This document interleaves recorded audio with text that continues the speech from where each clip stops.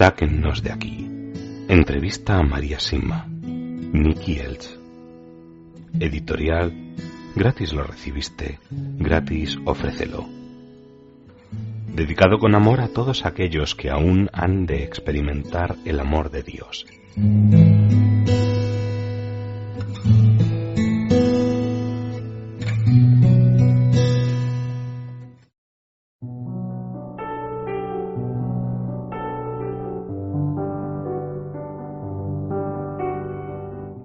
Los obispos y el Papa.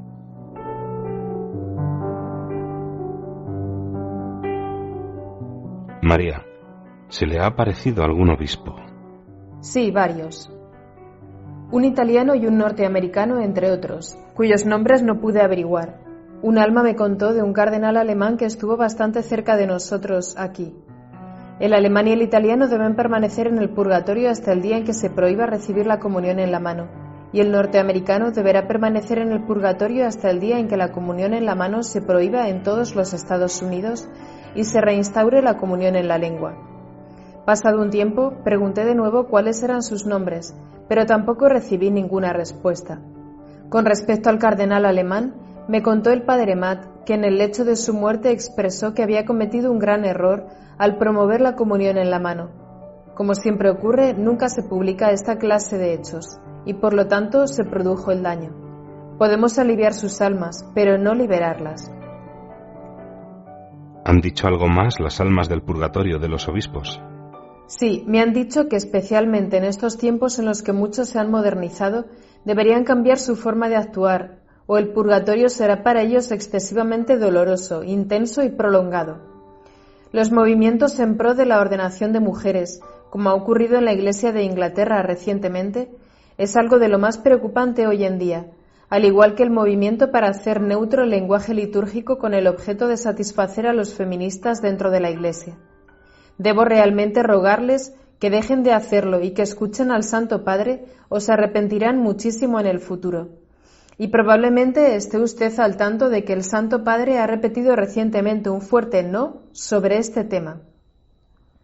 También otros movimientos de la misma naturaleza, como aquellos sacerdotes que piensan que también a ellos se les debería permitir contraer matrimonio, me demuestran, a mí al menos, que dedican muy poca parte de su tiempo a rezar y a escuchar a Dios.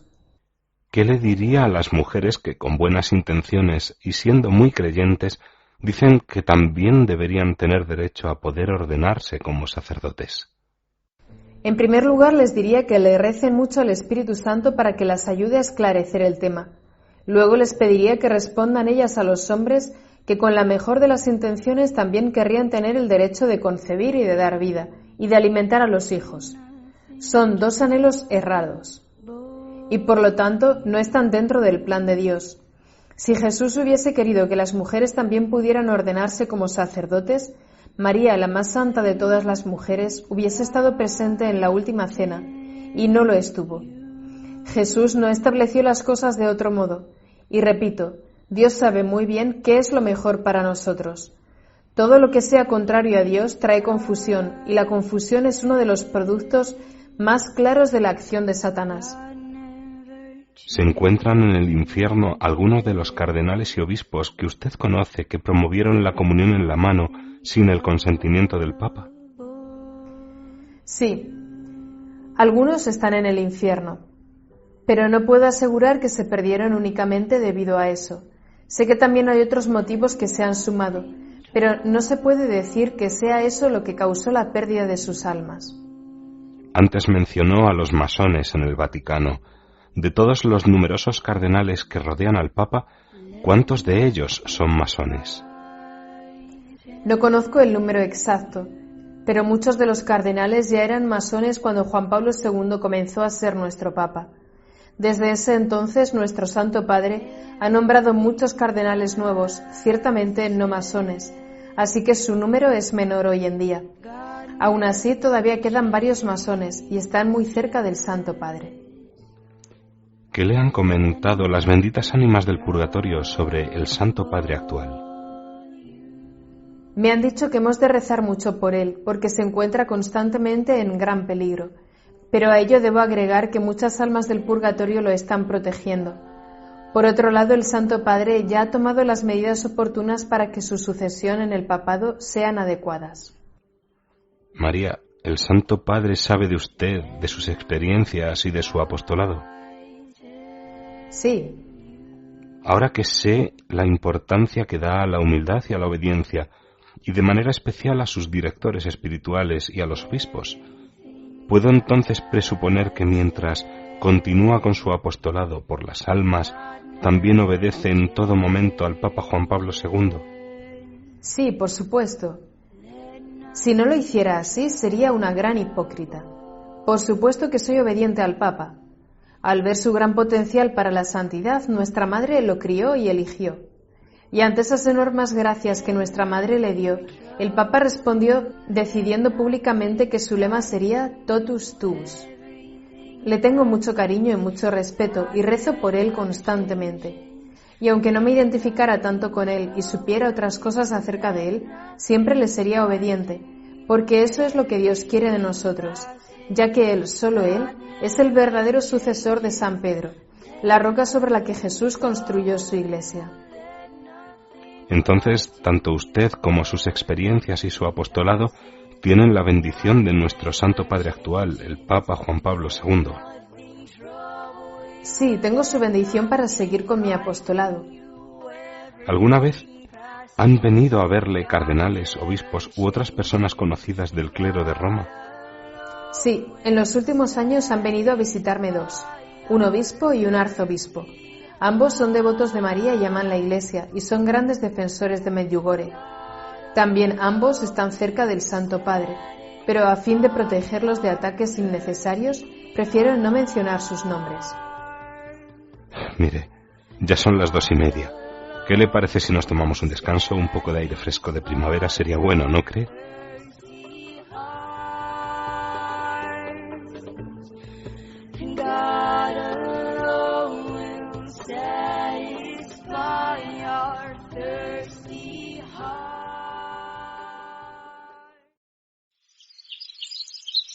Mientras nos levantamos, María me cuenta que le gustaría mostrarme su pequeña huerta a unos 100 metros de su casa, cuesta abajo.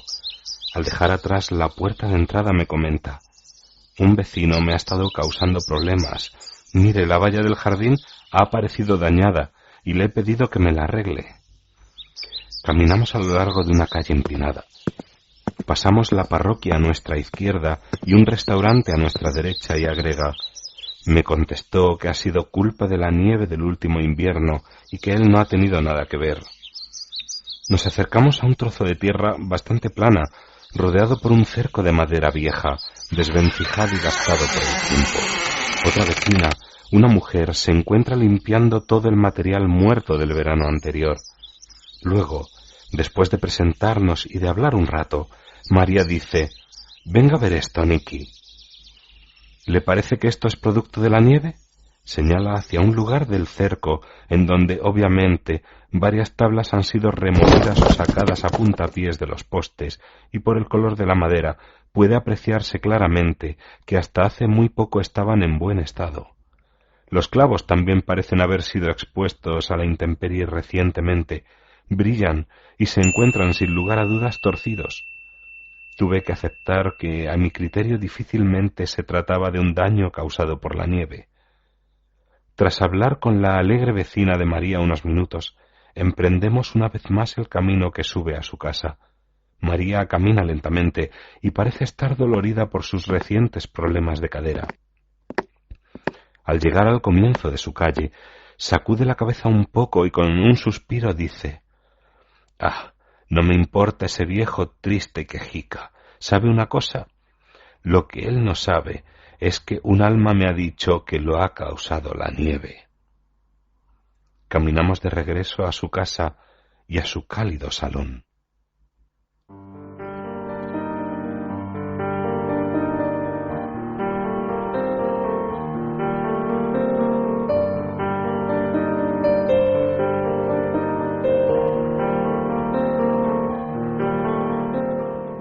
Sacerdotes y hermanas religiosas.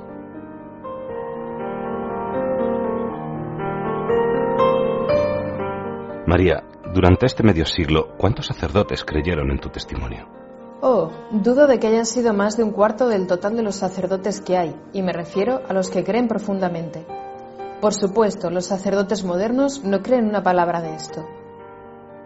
¿Por qué cree usted que el porcentaje es tan bajo? Las almas del purgatorio me han dicho que nunca antes en la historia de la Iglesia esta ha estado tan mal como ha estado hoy en día. En todas partes reina el pecado de apostasía, y es a los sacerdotes a quienes se los considerará más responsables de ello. En lugar de rezar y enseñar la palabra, parece que corren de un lugar a otro estudiando psicología, oratoria, contabilidad o lo que sea. Aprendiendo cómo acercarse a su público, son ellos los que han de mostrar al pueblo cómo acercarse a Jesús y a María a través de la oración, y no tratar de aprender ellos mismos a ajustarse con esta sociedad tan secularizada. Ciertamente se han olvidado de que si ellos y las personas a su cargo rezan, Jesús arreglará todo lo demás para que se acomode cada uno en su sitio. Muéstreme una parroquia en la que se rece de verdad y que las cosas no vayan bien. No podrá. Cuando los sacerdotes dicen que sus experiencias no pueden ser ciertas porque no aparecen en la Biblia, ¿cómo les responde? Dios es muy capaz de permitir cosas que no se encuentran específicamente detalladas en la Biblia. Solamente por el hecho de que tu nombre o esa montaña de allí afuera no se encuentren específicamente en la Biblia no significa que Dios no nos ame infinitamente o no considere tu alma más importante que el universo entero, y no significa que la montaña no esté dentro de sus planes. Por otra parte, muchas prácticas de la Iglesia, como el rosario, la del Sagrado Corazón o el escapulario, fueron manifestadas mediante revelaciones privadas y por lo tanto no se encuentran mencionadas en la Biblia. Jesús mismo nos habló acerca del purgatorio, y la Biblia está llena de referencias respecto a la necesidad de rezar por los difuntos. Todo lo que se enseñe en contra o frene el amor entre unos y otros, incluyendo a los que ya han fallecido, no proviene de Dios. Muchas veces hay quien se pregunta por qué tenemos que rezar a María o a los santos cuando podemos ir en primera clase y hablar directamente a Jesús. Entre ellos algunos sacerdotes y religiosas. ¿Qué les diría? Dios nos puso a todos aquí para que nos ayudemos unos a otros en esta vida. Y si otras personas con su buen ejemplo pueden enseñarnos algo acerca de las muchas formas de llegar al cielo, ¿por qué no habríamos de aceptar su ayuda? Al dejar a María y a los ángeles de lado, las otras religiones difícilmente han ganado algo. Al contrario, han perdido prácticamente a los mejores intercesores delante del trono de Dios. Quien no escucha a su hermano, ni tampoco lo ayuda, no merece esta vida.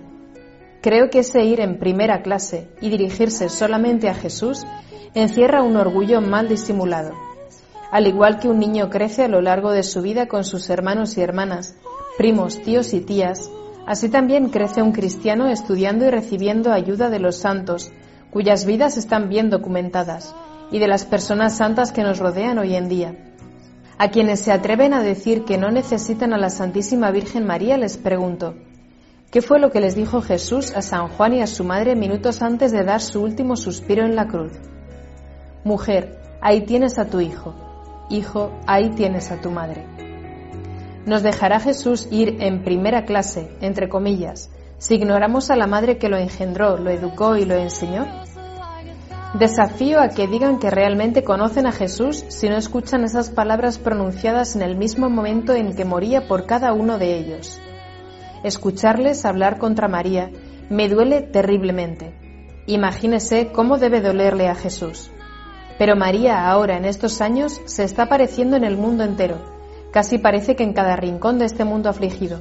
Y así está guiando a un inmenso número de personas de nuevo hacia su Hijo.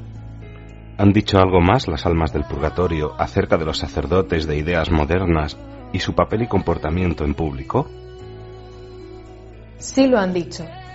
Lo que menos les gusta es cuando se dejan sus hábitos para mezclarse con el pueblo. Y lo mismo con las religiosas. Al obrar así, se pierde el respeto necesario que deberíamos mostrarles. Han hecho votos para servir a Jesús y no para ser como el resto de las personas. ¿Hay sacerdotes en el purgatorio? ¿Qué les lleva allí con más frecuencia? Sí, hay muchos sacerdotes en el purgatorio. No sabría decirle el porcentaje exacto o la frecuencia de ciertos pecados, pero lo que más rápidamente se me viene a la cabeza son las faltas de obediencia al Santo Padre, faltas de amor hacia la Santa Misa, faltas de amor a la oración y el ayuno, no haber leído el breviario y, repito, la comunión en la mano. Usted probablemente sepa mejor que yo que el tema de dar la comunión en la mano es altamente controvertido. ¿A qué se debe? El problema es que no se ha contado la historia completa y deberíamos investigar e informarnos bien. La ley de la Iglesia establece que debe haber algunos reclinatorios para aquellas personas que quieran recibir la Eucaristía de rodillas y en la lengua. Estas fueron las palabras del Papa Pablo VI. Así las parroquias que no los tengan ya no están siendo obedientes. Las almas del purgatorio me han dicho que ningún papa hasta hoy ha apoyado personalmente esta práctica, pero que fue fomentado políticamente por un grupo de cardenales y obispos. Los sacerdotes y obispos más antiguos saben de esto, y la gran mayoría prácticamente no ha informado al pueblo, y por lo tanto son ellos quienes cargan con la mayor responsabilidad. Todos los papas, a su vez, sabían muy bien que dar la comunión en la mano estaba en contra de la veneración del Santísimo Sacramento, y nuestro Santo Padre actual no distribuye la comunión en la mano de los fieles. Por supuesto, bajo las actuales condiciones no es pecado para el que comulga recibir al Señor en la mano, pero ruego a los fieles que presten atención a nuestros papas. Por otro lado, todo este tema ha permitido que se produzcan muchos sacrilegios. Hay que ser conscientes de que hay brujas que pagan mucho dinero para herir a Jesús directamente en las hostias consagradas que con frecuencia desaparecen secretamente de las iglesias. Debemos dejar de ofrecer a este tipo de personas un acceso tan fácil al Santísimo Sacramento. El asunto es muy serio. Si todos los sacerdotes se encomendaran al Espíritu Santo y rezaran el rosario, entonces ninguno de ellos estaría perdido en estos temas. Si los obispos y sacerdotes de mayor edad le preguntaran a los fieles de sus parroquias de más de 40 años, por decir una cantidad, si preferirían recibir la comunión arrodillados, deberían aceptar lo que la inmensa mayoría decidiera hacer por amor a sus hermanos. Nadie puede decir que hace 2 generaciones se rezaba menos que hoy en día, porque sucede exactamente lo contrario. Y por otro lado, al volver a la humildad y a la oración, los jóvenes aprenderán rápidamente el valor de la posición humilde y penitente delante del Santísimo Sacramento. He visto con mis ojos cómo se ignoraba personas arrodilladas que querían recibir la comunión simplemente por el hecho de arrodillarse. También he visto a niños el día de su primera comunión a quienes se les indicaba que se quedaran de pie, aun cuando sus padres y abuelos sufrían por ello. Todas estas cosas son obra de Satanás y me entristecen terriblemente. Y cuando luego hay quien dice que participará del amor fraternal comunitario, digo no. Porque cuando el amor fraternal va en contra de la humilde veneración y reverencia que merece el Santísimo Sacramento y el amor divino, entonces esta débil permisividad no proviene de Dios. También recuerdo cuando los obispos alemanes colaboraron para que esto se instaurara sin pasar por el Papa. Fueron los norteamericanos quienes en un principio dijeron que no estarían de acuerdo porque iba en contra de los deseos del Papa. Pero mire lo que ha sucedido. ¿Y cuántos sacerdotes perdidos porque sus conciencias no les permitían ponerlo en práctica? Muchos. Respecto a dar la comunión en la mano, hace ya un tiempo ocurrió algo interesante en Múnich, mientras me encontraba dando una conferencia. Llegamos a este punto y de repente pude ver que un pequeño grupo de personas se acaloraba. Había 3 personas tratando de hablar en contra de lo que yo estaba diciendo y lo hacían todos a la misma vez. Yo en silencio pedí ayuda a Dios. Como el ambiente se estaba volviendo bastante ruidoso y agitado, se levantó de un lateral de la sala una mujer muy elegante, de unos 40 años, con un vestido largo negro, y con muy buenos modales, pero a la vez con mucha autoridad, se dirigió a los presentes y en 1 minuto o 2 logró que todos se calmaran de nuevo. Yo quedé impresionada por su conocimiento e igualmente impresionada por cómo había logrado tranquilizarnos con tanto amor. Cuando terminó la charla me dirigí a los organizadores para pedirles hablar con esta mujer y para agradecerles su ayuda. Pensaba que pertenecía al grupo que me había invitado. Ellos, sin embargo, pensaron que se trataba de una amiga con quien yo había venido. Ambos estábamos equivocados. No la pudimos encontrar e incluso nos acercamos hasta la puerta de entrada preguntando por ella, puesto que la charla solamente había sido con invitación. Nos dijeron que ninguna mujer de esas características había entrado o dejado la habitación por esa puerta, y el salón no tenía otras entradas. Se había ido. ¿Se trató de un alma del purgatorio? Seguramente sí, y algunos de nosotros rezamos por ella.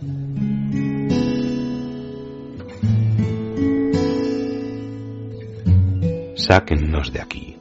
Entrevista a María Simma. Nicky Elch. Editorial. Gratis lo recibiste, gratis ofrécelo. Dedicado con amor a todos aquellos que aún han de experimentar el amor de Dios.